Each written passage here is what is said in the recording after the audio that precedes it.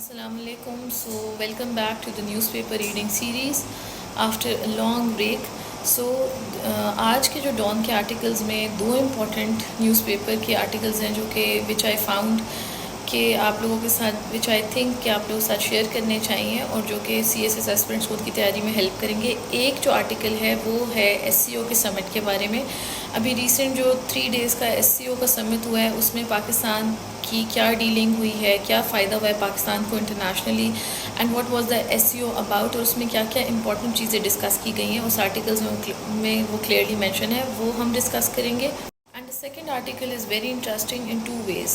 एक तो that article is about Gaza, but we have been reading about humanitarian crisis in Gaza और बहुत सारे articles हमने गाज़ा के ऊपर पढ़े हैं कि उसके ऊपर क्या होना चाहिए, क्या strategy होनी चाहिए, इसराइल किस तरह से genocide कर रहा है. But here they have introduced a new terminology, and that terminology is ecocide in Gaza.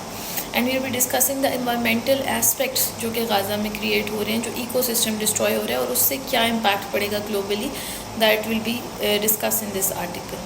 So this is the article which I thought कि आप लोग साथ डिस्कस किया जाए, and you can see that the article is ecocide in Gaza. जैसे कि मैंने पहले भी आप लोगों को कहा था कि जो फर्स्ट लाइन है हमेशा ओपिनियंस की वो क्रक्स डिटरमिन कर देती है आर्टिकल का. So the first line is that the environmental crisis in Gaza is closely linked to growing public health emergency.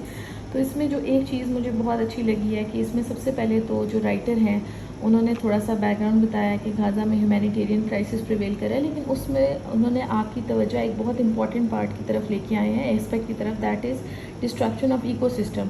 अब इतनी ज़्यादा वॉर हो रही है, ट्रीज़, हैबिटेट, वाइल्ड लाइफ सब डिस्टर्ब हो रही है.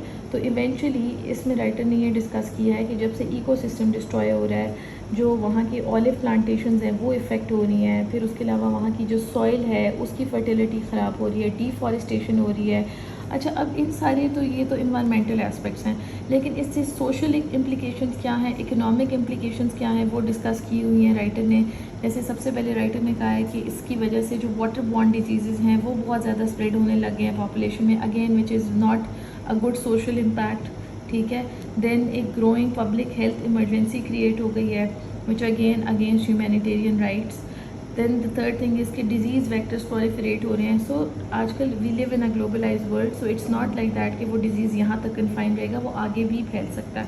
फिर then they have discussed about environmental crisis, उसकी सोशल और इकोनॉमिक इम्प्लिकेशंस को डिटेल में डिस्कस करके फिर एंड में आप देखो इन्होंने एक सोल्यूशन भी प्रपोज किया हुआ है कि क्या सोल्यूशन होना चाहिए, हमें इसको किस तरह से डील करना चाहिए, why we need to stop this type of ecocide. Ecocide is destruction of ecosystem, ये एक नया वर्ड है. एंड फिर उसमें उसने एक एग्ज़ाम्पल के तौर पे नरमबर्ग ट्रायल्स को डिस्कस किया हुआ है, जब वो इन्होंने जो है होलोकास्ट के जो लोग थे उनको सज़ा दी थी, तो उन्होंने कहा कि इस तरह से हमें इसके ऊपर भी काम करना चाहिए.